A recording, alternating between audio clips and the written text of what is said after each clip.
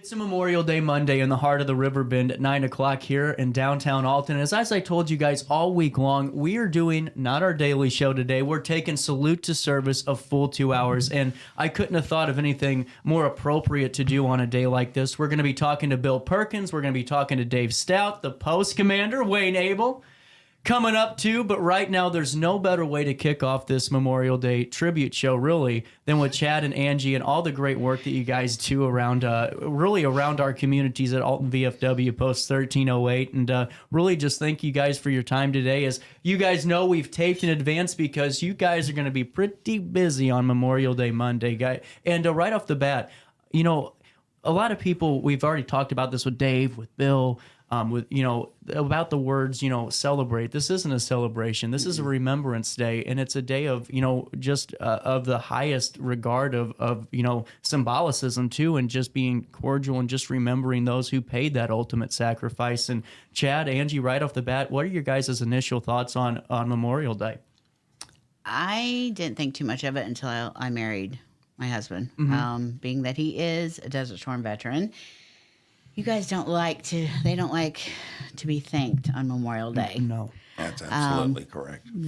Because that's not about them. It's about the ones that they've lost. Absolutely. And what I think is incredible, guys, is what you all do at the Post to remember the fallen right here in our community. And we can go on and on about us having the longest, most continual Memorial Day parade in the country, 156 years in a row. I think it's the second longest. Maybe the first, I guess. I guess it is the first. It is, I thought yeah. there was one There's in a DC. town in Ohio that was trying to take claim to it, but I'm ready to take them on. Yeah. Yeah, let's prove it. Come on, Ohio. We got to get energized. But in also, and I mean this because I don't want people to, you know, think that, you know, I'm taking this, you know, lightly at all, because you guys put out all the stops, and it's one of the most beautiful Memorial Days around is what we have here in Alton. And right off the bat, what is the auxiliary? What do you guys do with the rituals team to remember on Memorial Day? You guys start early. We actually start on Saturday. Do you really? Yeah, we have a ceremony at Killian Park. Last year we did their inaugural open. This year they wanted us to come back and do the opening ceremony again. So that's Saturday. Sunday we go out to Fosterburg. It's one of the longest running ritual team events that's been going on for forever. There's Civil War, I think the latest World War II or Vietnam. There's a most recent one that is buried there as well. So we go out there, they do a ceremony out there, remembrance ceremony. We fire rifles, and then Monday we start at 6:30 at the Post. We got flags to put up. We got flags to put up all in front of the Post, and then we have 4 cemeteries that we hit. Between all of that, we have to reload, come back. We'll take a small break. And this has got to be done by 9. And then at 10, we'll depart for the parade. And, you know, right off the bat, I wanted to ask you, Chad, you know, when you are doing these rituals, these ceremonies on Memorial Day, what are your thoughts as you reflect upon the day, as you're paying tribute in the best way to your fallen brother? To me, it is an honor, you know, that I'm able to still be here, even after my conflict and my brothers and sisters in all branches. There's a lot of them that didn't. So I'm very thankful for their sacrifices. And to me, I mean, it's just, I feel like it's my duty to remember those that gave the ultimate sacrifice. And even those that's come back with, you know, no legs, no arms, you know, and things like that. But we do have to remember Memorial Day. I mean, our soldiers, both men and women. Yes, without a doubt. And Angie, what are your thoughts that, you know, part of the auxiliary with, you know, Wayne being overseas when you guys are married, you know, after, you know, talking a little bit, you know, you were talking about Memorial Day initially. how did your perception change once your relationship started and you saw the impact? It goes from being a 3-day weekend and barbecue and pools and fun to really remembering, Yeah. thinking about what it stands for, because it's not about, yes, it's great. You get a 3-day weekend. I know Right. everybody's wonderful and drinking and pools and barbecue, but it's more about thinking about thank you for the ones that didn't come back. Yeah, without a doubt. And honestly, on top of this, and that's why I'm so glad we're talking all things VFW today here with Post 1308, is because of the fact that it's not just this one day. All year long, you guys are contributing in the highest degree of support for local veterans, their families, and people just in the community that are seeking help. And, the past, couple of years, you guys have been, canteen manager or quartermaster, excuse me, and Angie over. Senior vice. Yep. Yeah. With that being said, what are you guys been most proud of over this resurgence of Post 1308? Because there has been a resurgence. Yes. Food pantry. I'm extremely proud. Wayne, the commander, had the idea, and then we just kind of went with it, and it has helped so many. It's been to Kentucky, Mississippi, Ukraine. Yeah. Wait, what? Yes, we took 150 pounds of food to a church in Granite City, and they had a U-Haul, and they got it to the soldiers in Ukraine. So Wow. our food pantry helped with that. The scouts, when they do their food drive, they donate back. Over half went back to us. Yeah. And then he and his wife went to Mississippi with the tornadoes. They delivered. That van was probably full. Yeah. It was probably 300 pounds of food plus probably another 40 or 50 pounds in clothes. Right. That was donated by Cottage Hills. And that's just incredible. And right off the bat, I asked Post Commander Wayne a little bit ago. You guys will see that later on. Chad, I'll start with you. As a veteran, somebody who served in the overseas, why do you still do what you do in the service realm? Is it just something that sticks with you and it's a mission? I've always been curious because you fought for our country. You put the work in.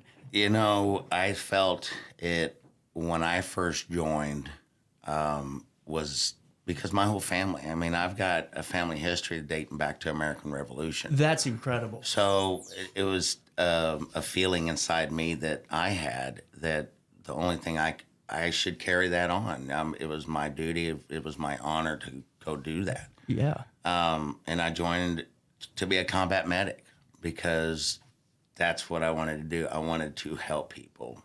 After the service, I really never found that camaraderie until I got to 1308 and got on the ritual team and got involved with the commander and really got involved with the post. And it's been... Me. Yeah, I was getting ready to... Come on now. I will tell you.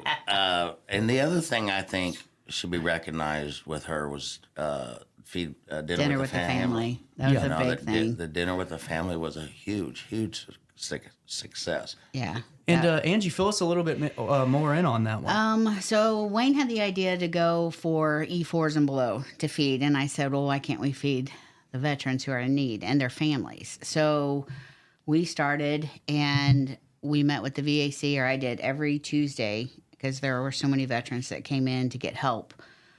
We gave them food from the food pantry. Then we had a list of them. We supplied them. We made Santa Claus look bad. Yeah. We made Santa Claus true. look really Santa looked bad. cheap, huh? Yeah, Santa needed to step up his game. Yeah. But we fed Sinclair's. We had ham from Sinclair's. Metro donated all the vegetables. Duke's Bakery donated all the cookies, and the kids got to decorate cookies for Santa. We have from bicycles, skateboards. Journey's Kids donated shoes for 50 kids. So they came, they had dinner, they walked out. Some of them had to make 2 and 3 trips back to the post to fill their cars because they had so much. We did a giving tree with those veterans. There were anywhere from 30 to 50 presents per child. Yeah. Yeah, there was it was a big. It was a Our entire stage. I don't even know seen what our stage. I do. I was don't even. covered. I don't know how to respond to that. It was number. covered. And to me, that's why what you guys do is so special, and it really is such a commodity that I don't think until God forbid something ever happens and we don't have it anymore, we won't realize the impact until it's gone. Because you Right. guys do things each and every day without wanting a pat on the back, without needing the recognition. You just do it because that's who you guys are, and who the Post is as a whole. And I mean, you can't ask for anything more than If a post that. closes, that's a veteran or 100 veterans that aren't getting helped. Yep. Because then they don't have anywhere to go. They don't know where to go. A VFW should be their first place to go. Yeah. Yep, and that goes for any veteran. It doesn't. You don't have to be a veteran A foreign war. of foreign wars. That's any veteran that has served in the military. Yeah. As long as they got a 214, they should be able to go to any VFW to get the service. Yeah. I will tell you, between the Post and the auxiliary, I mean, it's amazing what we've accomplished and what we continue to accomplish. Well, and that's what I was wanting to bring up too, because let's talk about the elephant in the room here a tad bit. I mean, when you guys took over the reins here and you were getting going, you had a lot of work to do. Yeah. I mean, you guys had a ton of work, and what you guys were able to do to build up the VFW to honestly to a point where I thought it was almost bigger than what it ever was before is just remarkable. I mean, you guys don't have the $1 million funding that a lot of these organizations have. You're doing this on your own, and you have to be smart and you have to be diligent and critical of the decisions you make. And I mean, how important was it for you guys to really revitalize the Post while you were, with your tenure? I mean, we had to do a lot. Wayne stepped in as commander when the former commander stepped down. He got in and then kept going. Yeah. Our quartermaster had been there, it felt like 100 years. When he was, and I loved him. Yes. But he was hardcore. But when he was very hardcore. But when he passed, suddenly he stepped up with no training whatsoever. Kind of was thrown into a hot mess. Seriously, a hot mess. And then we started the kitchen up again. And I was doing Fridays before the auxiliary to make money for them. He started every other Friday with the Post to make money for them. And Wednesdays. Every Wednesdays. So that was before Wendell passed. Yeah. So it was a lot. I would work all day and go to the Post all night. So. And that's another thing too, and that's something that I don't think people realize sometimes is that a lot of you guys have 9 to 5s. You have career jobs that you're coming back from. You're doing other things and still keeping this mission of the VFW Post 1308 alive. And Angie, I wanted to ask you too, because we always have you on the show, and the points of our interviews, if you guys have followed along time and time again, well, we hit them eventually, but I never have gotten to ask you fully what makes the auxiliary so special and some of the things that you guys do each and every day. And if somebody wants to be a part of this, if they're a family member, of the veteran. The auxiliary cannot exist without the Post. However, the Post has a hard time existing without the auxiliary. They can, Very but much it's so. a hard time. Very much so. So if you have your father, grandfather, uncles, aunts, brothers, anything like that, and you have a copy of their DD-214, you bring it in, you can join. The auxiliary is there to support the Post. They are there to work with the Post. They are there to help anything and do anything they can. Usually if there's a funeral or something, the auxiliary does the cooking. For the life members. Yes, we do. We do all that with them. We try to support. Now we have an auxiliary member on the board. So he's our president, and he goes to the meetings, and he has a say now. And so it's the Post and the auxiliary that are together. Mm-hmm. They have to coincide together. And they do. They do very well. They have to. I mean, there's nitpicking. Right, of course. Oh, that's everywhere. Yeah. It's life. You should see us off the air. It's life. But for the most part, everybody's there for the same reason, to help the veterans. Yeah. That's what everybody wants to do. You tell 1308, I need help with this, and it comes in droves. Well, I was about ready to add to that. If you call VFW Post 1308 for help, you better be prepared for some damn help, because you're going to get it and then some. And to me, all these things, that you guys do community service wise, it all culminates really at the canteen throughout the weekend, throughout the week, where you can stop by and enjoy the gaming room and Prairie State Gaming Room, and you can enjoy Nice. Hey, I still have my endorsement to make. There you go. But there's so many things, and whether or not we've utilized the post for the event hall, Right. and I've been to so many events there at Scary. And you don't have to be a member to rent the hall. No, Yeah. and So- just like we were talking about the farm the other day, and all Yeah. these great aspects that if it wasn't here, I mean, who else is going to step up to do this? And it's, to me, not to keep going on my soapbox, but it's amazing that, someone that served overseas, that, was dealing with managing a family while their loved ones are overseas, are still stepping up time and time again to do these things while, Right. it's And just you get amazing. the ritual team. I mean, they go out as, memorial for these veterans that have passed and do a heck of a job. I mean, and it's very emotional if you've ever seen it. They were there when the Desert Storm Wall, when it came in, they were there. So And the and a the whole rituals team. between Memorial Day. Yeah. We whether it's raining, snowing, it doesn't matter. kind of like mailmen. Yeah, we always show up. Now, the ritual team is a huge part of our post, and I think that gives our post a really good image. Oh, absolutely. I think that's our basic image is our ritual team. But yeah, I mean, Memorial Day isn't about the veterans itself. This is about those that have passed away during the service, and even after service. All gave some gave all. Yeah. I mean, and that's basically what Memorial Day is about.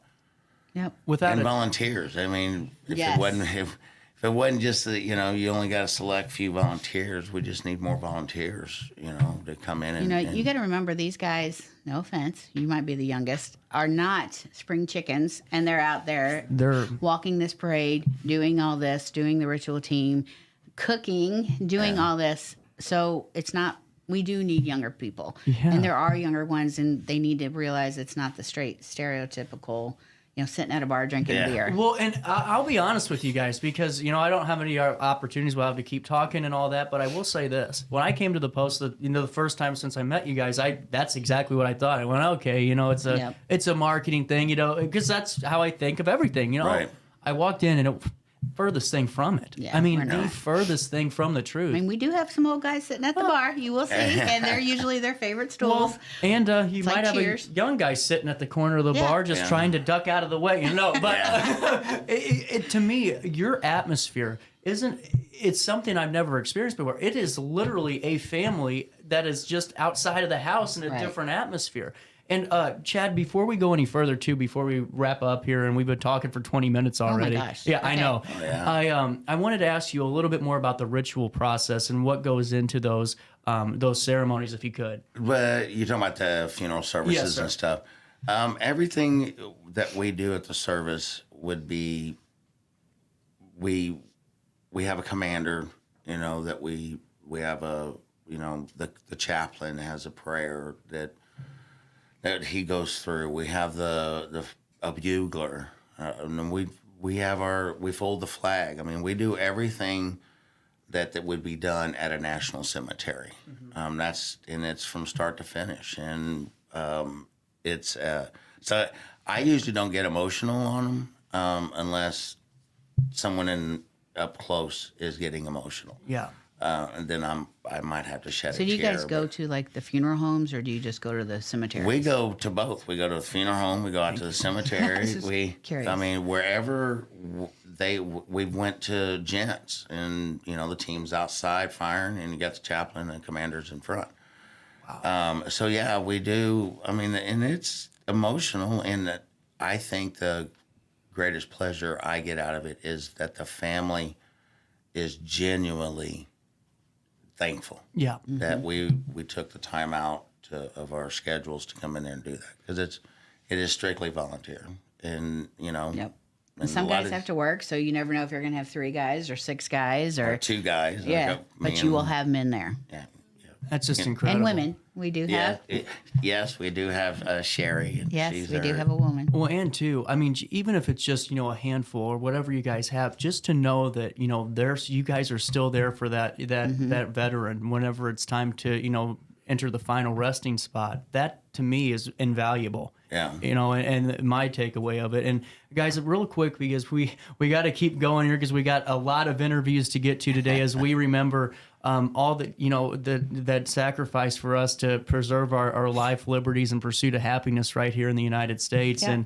And, with that, what's your final takeaway on this day? If someone sees you guys out while you're doing these ceremonies, what's the best way for them to observe without being, doing it the appropriate way?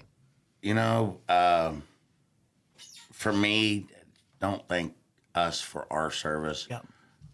Just remember that it's for the ones that gave the ultimate sacrifice. Yep. We don't need the thanks right now. We have Veterans Day for that. Right. So I would say that being the quartermaster and working with the ritual team has probably been one of my greatest honors in my successes in my life. So very thankful for Princess has a heart.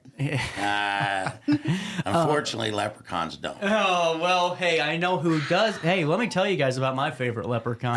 The one that's dancing on the screen in the Prairie State Gaming Room at Alton There you go. VFW Post 1308. And I mean that, guys. We, joking aside with me not being able to hit a damn jackpot to save my life for the last month and Oh, a you're half. not playing the right machine. I'm telling you, Help you out. that's the reason. I'll show you. Without Prairie State Gaming, it'd be very hard to do some of the things that we're Yes. doing. So a big Yes. shout out to them. If you guys ever see their logo, you see their gaming rooms, whether they're at the Post, whether they're at the ones all spread across the region, just know that they're here to support our local VFW, and we can't thank them enough for this. And before I take my break, I want to say thank you to you two.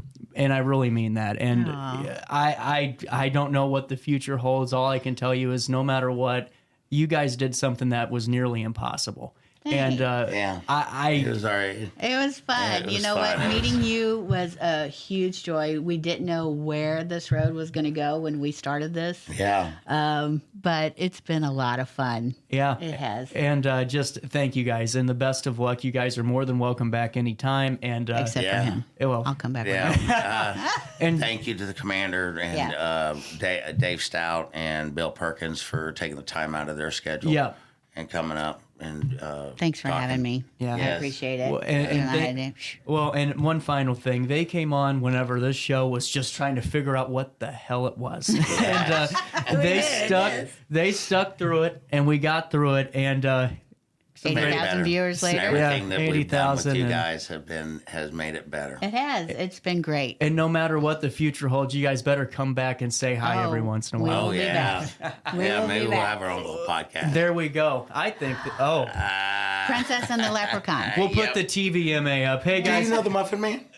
The Muffin Man. it's a Memorial Day. It's a Memorial Day Monday in the heart of the Riverbend.